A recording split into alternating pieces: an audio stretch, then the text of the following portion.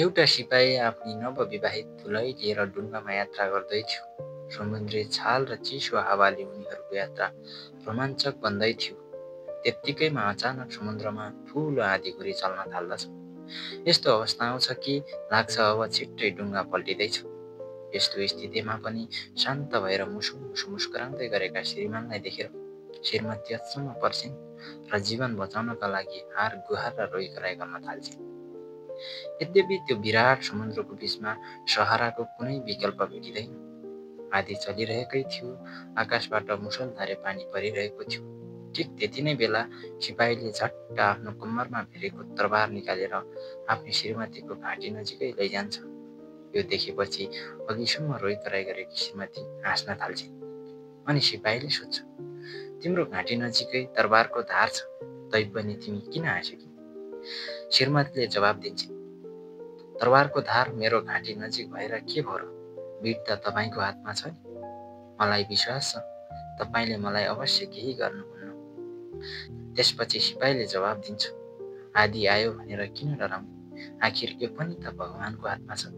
विश्वास गर कि भगवानले हामीलाई मर्न दिनुहुने छैन।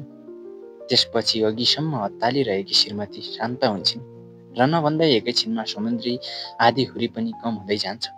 दुनियाँमा कुनै पनि चिजहरू स्थायी छैनन्, न त तिम्रा सुखहरू न त दुःखहरू।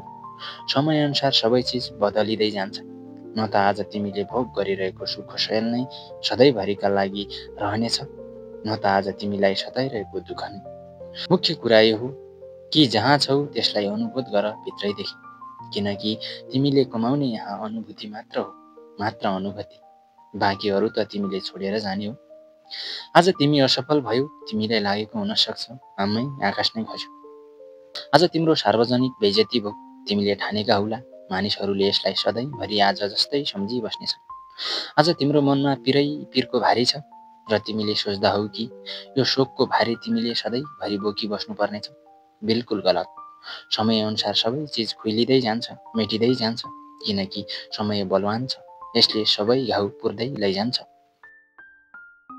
साथीहरू, तपाईलाई यो भिडियो कस्तो लाग्यो? जस्तो लाग्छ त्यस्तै कमेन्ट बक्समा कमेन्ट गर्नुहोला।